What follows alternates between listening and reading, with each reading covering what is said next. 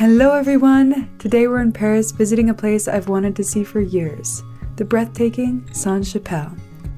I first discovered this chapel back in my college art history class, and coming from a family of glass artists, it has been a dream of mine to see this stained glass masterpiece in person, so let's dive in and learn more about its rich history. If you're new here, I'm Lydia Keen, exploring the world one adventure at a time and sharing it with you all. I'm here with my boyfriend for a week in Paris, and today's stop is extra special.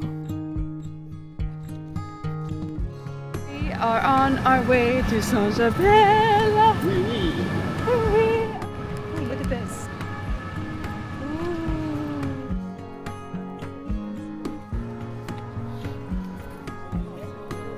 After waiting outside for a bit, we went through security and then into another line to enter the chapel. If you're visiting in October like we are, I'd recommend dressing in layers. It can get pretty chilly.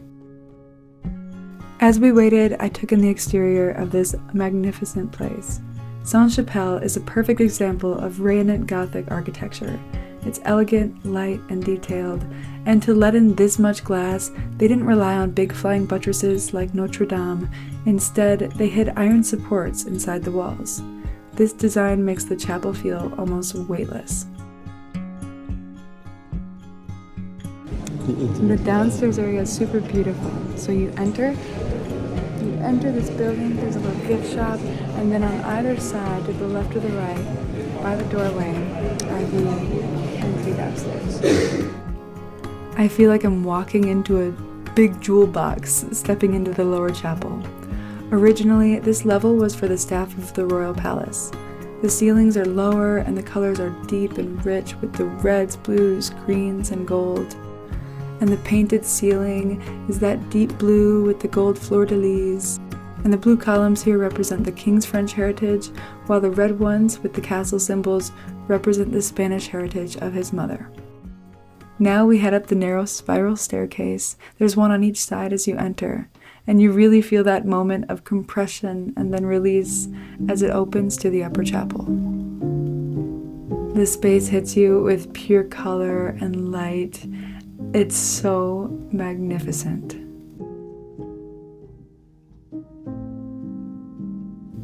Sainte-Chapelle was built between 1242 and 1248 by King Louis IX, also known as Saint Louis.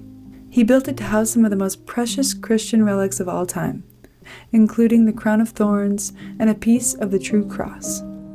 Back then, just like today, this island, Île de la Cité, was the heart of Paris. With Notre-Dame at one end and the royal palace at the other, this chapel wasn't just a church. It was a symbol of power, faith, and the French monarchy.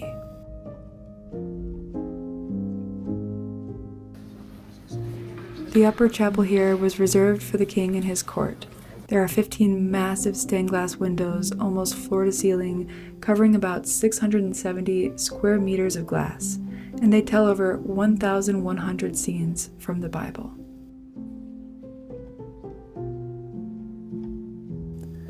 One of my favorite details is that the biblical characters are dressed like medieval Europeans, because the artist painted the world that they knew. Now behind me here is the rose window, added in the 15th century in the flamboyant Gothic style. Notice the flame-like shapes in the stone tracery. This one shows scenes from the book of Revelation.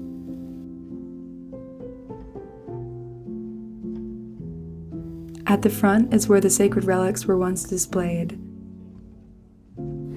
Joseph is reading from our Rick Steves travel guide about it now. What do you have to say? I have to say that Louis IX was convinced he had the real Crown of Thorns on hand, and he spent the equivalent today of 500 million euros for the crown, wow. 370 million for the gem-encrusted shrine to display it, later destroyed in the French Revolution, and only 150 million to build this chapel. And for a quick history of the relics. After their time here, the relics were later moved to Notre-Dame for safekeeping, and during the 2019 fire at Notre-Dame, they were rescued and temporarily transferred to the Louvre Museum for protection. Today, they are back at Notre-Dame, where we'll head next.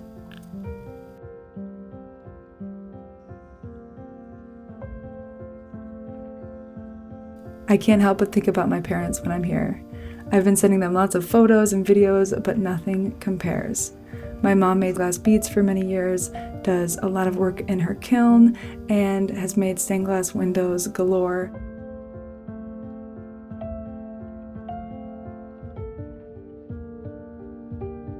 And then my dad has made these massive stained glass windows in churches all throughout Michigan.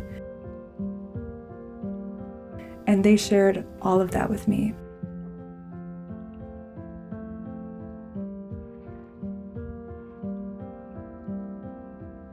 And just knowing how it's made really makes you appreciate the tools and techniques that we have now. You see, each panel was crafted by hand using small pieces of colored glass, sometimes no bigger than your thumbnail. And the glass was colored by adding metal oxides when it was molten.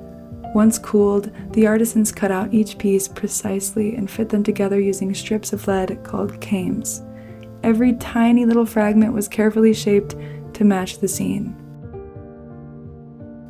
And then the artist painted the details, like the faces, folds in the clothing, or textures, using special powdered glass paint that was fired in a kiln, same as my mom does today.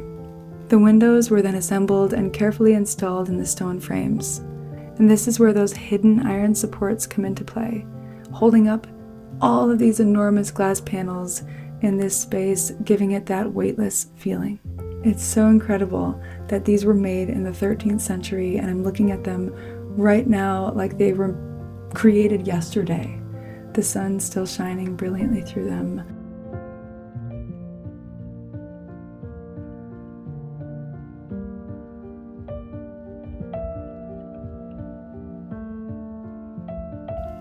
Thank you guys so much for joining me on this Sainte-Chapelle tour, listening to my rants on stained glass making and all. I just enjoyed this so much. Please put it at the top of your list, especially if you love art, architecture, stained glass, magic, Paris. I loved it. And I'm so glad to know more about the history and see these windows up close and in person. Now we're off to a cute little diner and then Notre-Dame to get my mind blown some more. So stay tuned for the next videos. Thank you so much for exploring with me today. And if you enjoyed this little journey or learned a few things, you know what to do. Like, subscribe, and stay tuned because more Paris adventures are coming your way. See you in the next one. This is Lydia Keen here. Over and out.